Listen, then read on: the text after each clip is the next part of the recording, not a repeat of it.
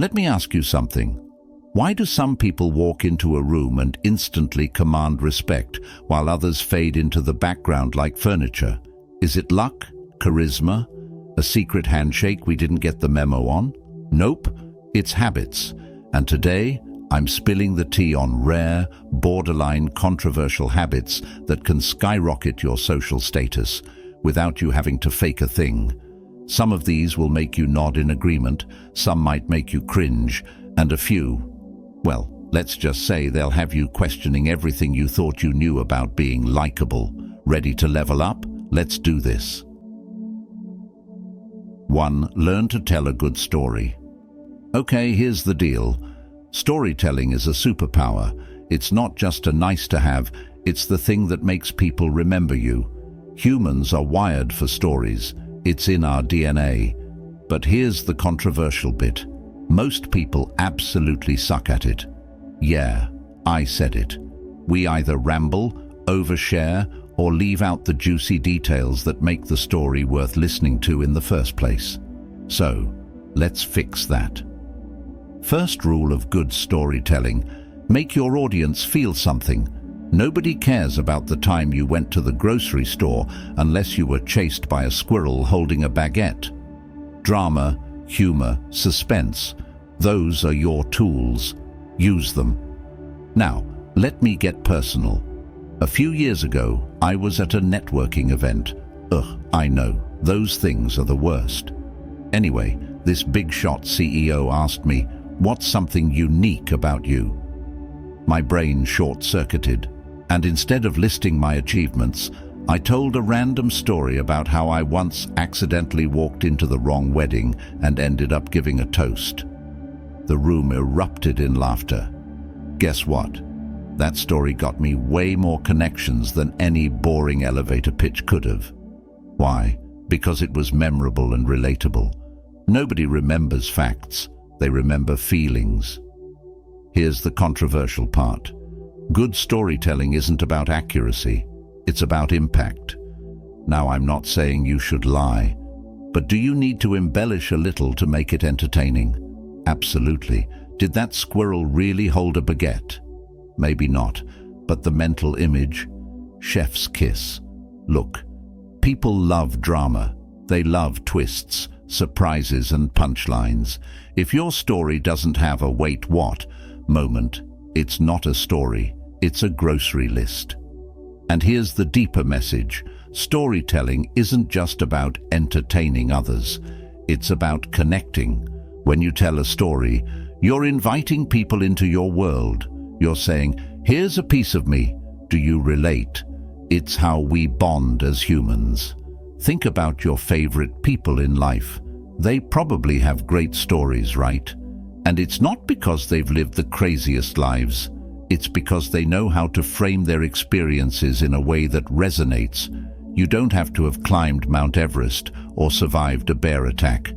Even the simplest moments, like a failed cooking experiment or a weird conversation with your neighbor, can become legendary if you tell them right. So here's your homework.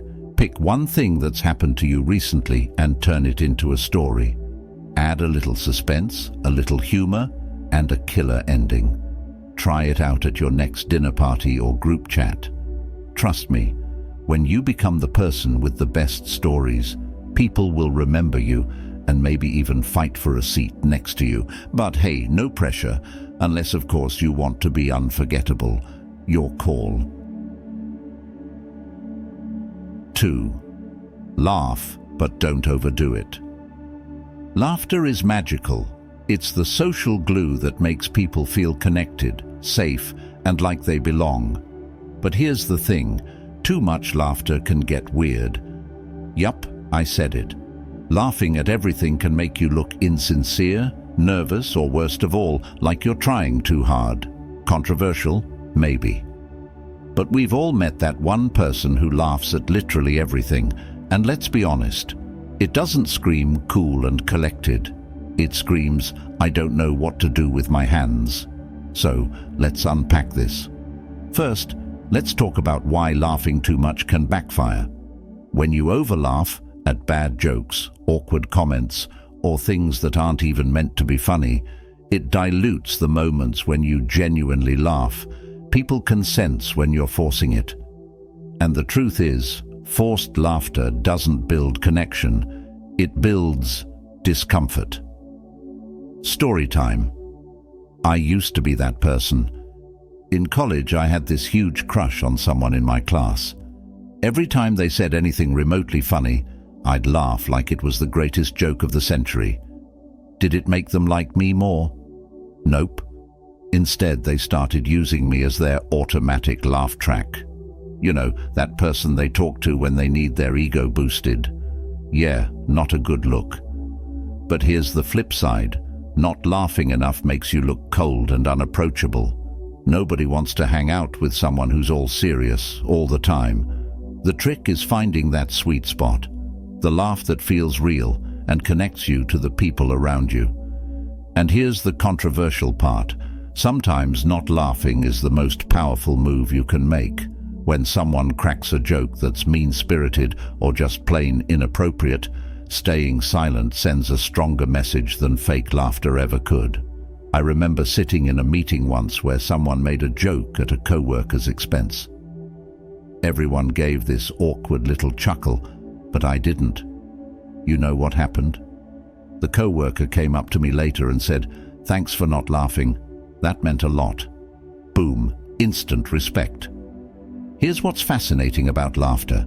It's not just about reacting to humor, it's about signaling who you are. Laughing at the right moments shows you're present, you have a sense of humor, and you're not afraid to let loose. But when you laugh authentically, it tells people that you're real. You don't have to laugh to please people. You laugh because you want to, because something genuinely tickles you. That's the deeper message. Laughter is a reflection of how you see the world. So, don't fake it just to fit in. Real connections happen when people see your true vibe, not when you're pretending their dad jokes are Oscar-worthy. So, here's your challenge. The next time someone makes a joke, ask yourself, do you actually find it funny? If the answer is yes, laugh like you mean it. If not, try holding back and seeing how it feels. You'll notice something crazy. People will start taking you more seriously because your laughter is rare, genuine, and earned. And hey, if you're wondering where to start, just remember, laughing at yourself is always a safe bet. Life's too short to be too cool for a good laugh. Just don't overdo it. Unless you're watching cat videos, then go nuts. 3. Give genuine compliments. Compliments, the social currency of human interaction. Done right, a genuine compliment can make someone's entire day and leave them thinking, wow, this person really sees me. Done wrong, though? You might come off as fake, manipulative, or, worst of all, completely forgettable. Yeah, I said it. Forgettable. Giving a compliment is both an art and a science, and a lot of people are out here throwing weak, generic compliments like, nice shirt. What even is that? So let's break this down. First things first, if you're giving compliments just to get something in return, stop. People can smell ulterior motives from a mile away. When your, "Oh, I love your shoes," is immediately followed by the way, can you help me move this weekend? Guess what? You've lost all credibility. That's not a compliment, that's a strategy, and nobody likes being played. Now here's where it gets controversial. Not everyone deserves a compliment. Yeah, I said it. If someone didn't put in the effort, why are we out here handing out gold stars? Compliments should be earned, not a participation trophy. Let's raise the bar, people. Here's a personal story. A few years ago, I had a co-worker named Sarah. Sarah wasn't the loudest or most popular person in the office, but she had this incredible knack for writing emails that were clear, concise, and, dare I say, almost poetic. One day I told her, "Sarah, your emails are so well written, they make me want to frame them." She laughed, but then she got quiet and said, "Wow, nobody's ever noticed that before." You know what happened after that? Sarah started walking a little taller, contributing more in meetings, and we became real friends. All because I complimented something that was specific and real. That's the magic of a genuine compliment. It makes people feel seen. But here's the thing. Giving a genuine compliment requires effort. You have to actually pay attention. You can't just look at someone and say, nice vibes. Compliments should be specific, thoughtful, and ideally tied to something unique about that person. For example, instead of nice haircut, say, your new haircut really brings out your eyes. Boom, instant connection. And let me just say this, complimenting someone's personality or actions will always hit harder than complimenting their appearance. Like, I admire how patient you were in that meeting, or you have such a calming presence. It makes people feel comfortable. That kind of compliment is rare, and it sticks. Here's another spicy take. Stop using compliments as a way to dodge awkwardness. You know what I'm talking about. When you don't know what to say and you're like, nice shoes, just to fill the silence. That's not a compliment. That's social noise. Instead, embrace the silence or say something meaningful. People will respect you more for it. And here's the deeper message. Compliments are more than just words. They're tiny acts of kindness that say, I notice you, I appreciate you. And in a world where everyone's rushing, distracted, and focused on themselves, a genuine compliment is a gift. It's proof that you're present and paying attention. And honestly, isn't that what we all want? To be seen, really seen. So here's your challenge. Today, give one compliment that's so real and so specific, it catches someone off guard. Compliment the way they handled a tough situation, the effort they put into a project, or even the way they made you feel. Watch their face light up and watch how good it makes you feel too. And hey, remember, the best compliments aren't just about the person you're giving them to, they're a reflection of you. So make them count. No more nice weather comments. Let's aim higher, people. 4. Own your mistakes fast. All right, let's talk about something nobody wants to admit. We all mess up. Big time, little time, every time. But here's the thing. What separates people who command respect from people who fade into the background isn't their ability to avoid mistakes. Spoiler, nobody avoids mistakes. It's their ability to own them, quickly, confidently, and without a truckload of excuses. Sounds simple, right? Wrong. Most people avoid owning their mistakes like it's a haunted house. But here's the truth. Dodging blame doesn't save you. It sinks you. Here's the controversial part. Owning your mistakes can make people like you more, even when you've messed up. Why? Because it shows maturity, accountability, and self-awareness, which, by the way, are ridiculously rare qualities these days. But if you're out here dodging responsibility, pointing fingers, or worse, pretending it never happened, you're just building a big old house of cards. And trust me, it's gonna collapse. Now, let me be real. I used to be the queen of excuses. Once, I missed a deadline and blamed it on email issues. Did I get away with it? Sure, in the moment. But people aren't dumb. Over time, I noticed my credibility tanking because nobody trusted me to own up to things. Lesson learned the hard way, folks. Flash forward to a few years later when I accidentally double-booked myself for 2 important events. A work presentation and my best friend's birthday dinner. Total disaster. Instead of lying, I called my boss, owned up, and asked if we could move the presentation. I also called my best friend and promised to make it up to her, big time. Guess what? They both respected me more for admitting my mistake. Turns out, people don't expect you to be perfect. They just expect you to be honest. Shocking, right? Here's why this matters. When you own your mistakes quickly, you take control of the narrative. You're not just waiting for someone to call you out or letting the mistake fester like a bad smell.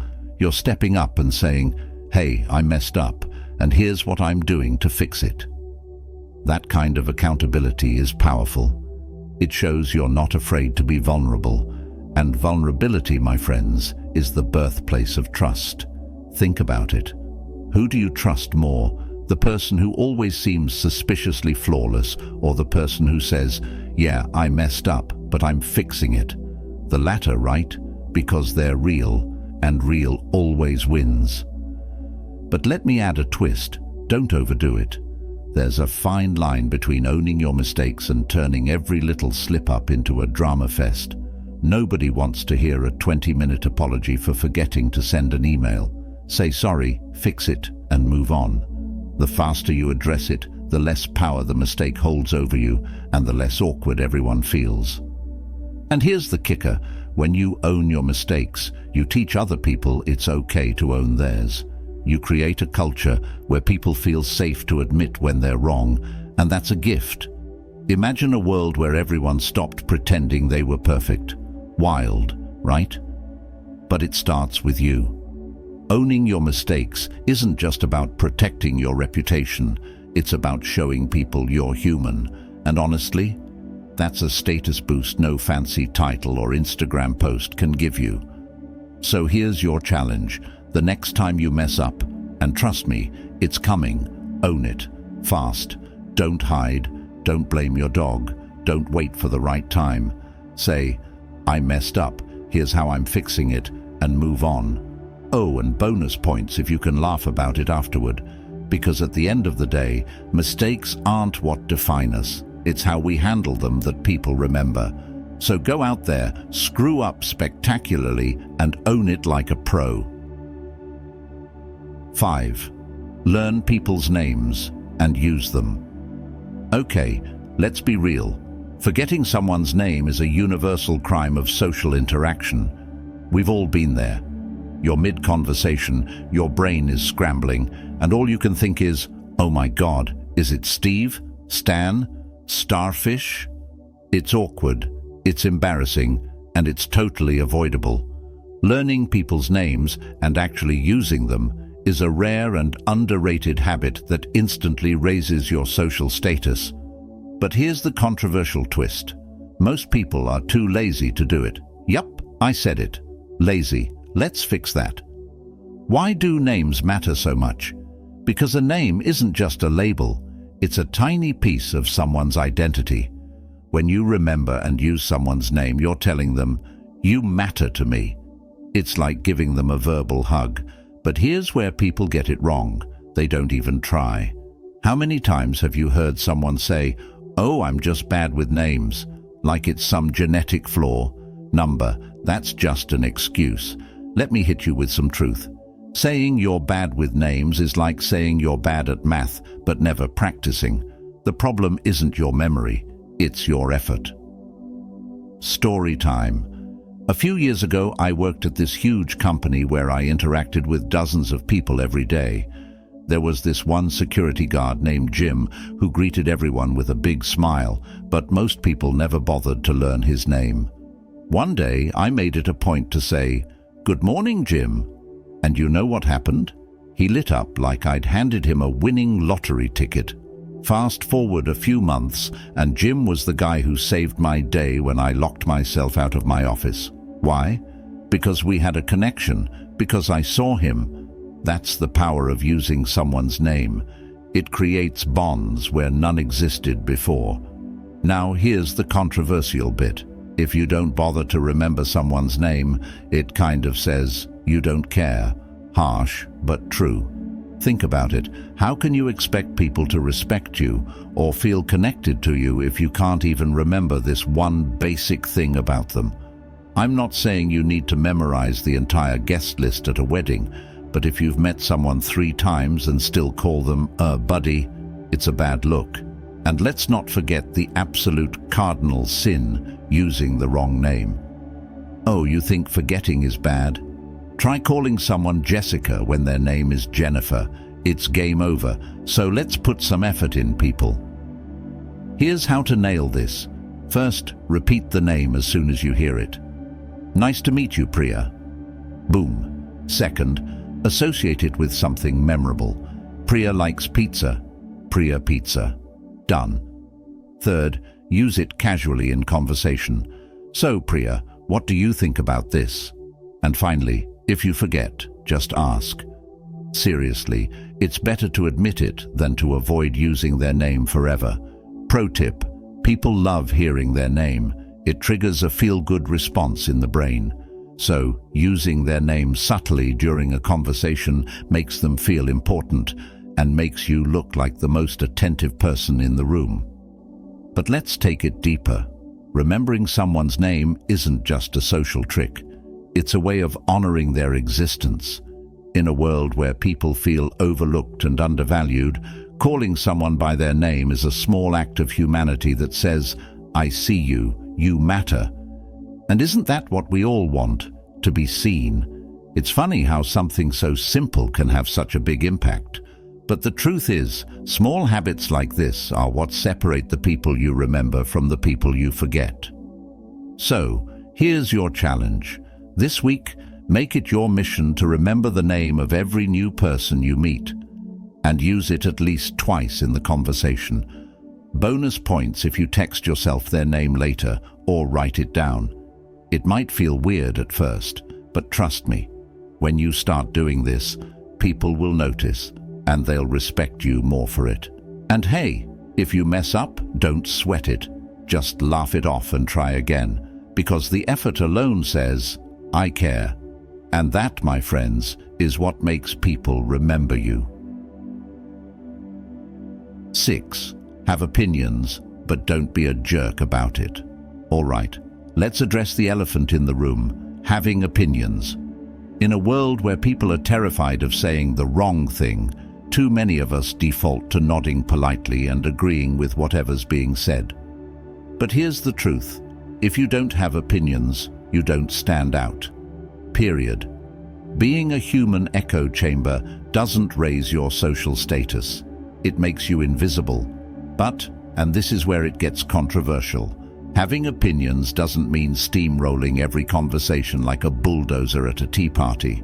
You've got to balance confidence with kindness. So, let's talk about how to be opinionated without being, that person. First of all, having opinions is attractive. It shows you think for yourself, have values, and aren't afraid to stand by them. Whether it's your take on pineapple on pizza, yes, it's amazing, don't at me, or your stance on something bigger like climate change, sharing your thoughts adds flavor to your personality. But here's where people mess up. They either don't speak up at all, or they go full throttle, shoving their beliefs down everyone's throat. Nobody likes a fence-sitter who's like, "Oh, I don't know, I'm fine with whatever." And nobody likes a know-it-all who treats every debate like it's a courtroom battle. The sweet spot: confident but open-minded. Story time.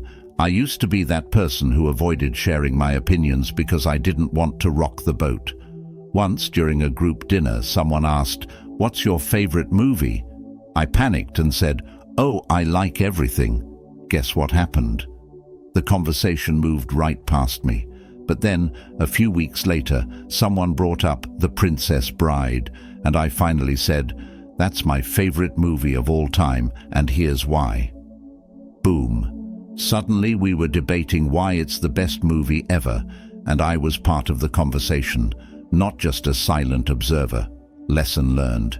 If you want to connect with people, you've got to bring something to the table. Your real thoughts, not just fluff. Now, here's the controversial part. You will disagree with people, and that's okay. In fact, it's necessary. But the key is to disagree with grace. Don't roll your eyes or start yelling, "You're wrong." That's a one-way ticket to social pariahville.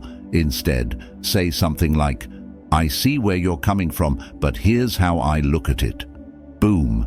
You've shared your opinion, kept the vibe respectful, and probably earned more respect than if you'd just nodded along. Here's the deeper message. Your opinions are a reflection of who you are. They show what you care about, what you value, and how you see the world. And when you share them thoughtfully, you give people permission to do the same.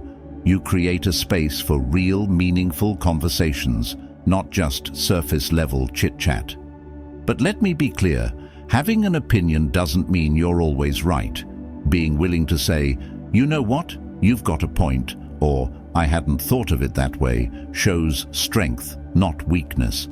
It's a reminder that conversations are about learning, not just proving a point. Here's how to nail this. First, know your stuff. If you're gonna have an opinion, make sure it's informed. Don't be that person spouting nonsense just to sound smart. Second, pick your battles. Not every hill is worth dying on. And third, deliver your opinion with a side of curiosity. Ask questions like, "Why do you think that?" or "What's your take on this?" It turns a potential clash into a conversation. So, here's your challenge. The next time someone asks for your opinion, don't hold back. Whether it's a small thing like your favorite ice cream flavor, or a big topic like the best way to solve world hunger, speak your truth, but do it with kindness and curiosity. And hey, if someone disagrees with you, don't take it personally. Remember, your opinion isn't just about being heard, it's about opening the door to deeper connections. So, go out there, share your thoughts, and let the world see who you really are. Because trust me, that's what makes people remember you. All right, folks, we've reached the end of our wild ride. Today, we didn't just talk about raising your social status, we redefined it. Because let's be honest, this isn't about flexing on social media or pretending to have it all together. It's about building real connections, creating a presence people feel, and showing up as your truest, most intentional self. But here's the kicker. None of these habits matter if you're just taking notes and not taking action. So let me ask you, what's one thing you're going to try starting today? Is it learning names, owning your mistakes, or maybe just daring to share an opinion without fearing judgment? Drop it in the comments. And hey, no judgment here, unless it's pineapple on pizza. Kidding, you do you.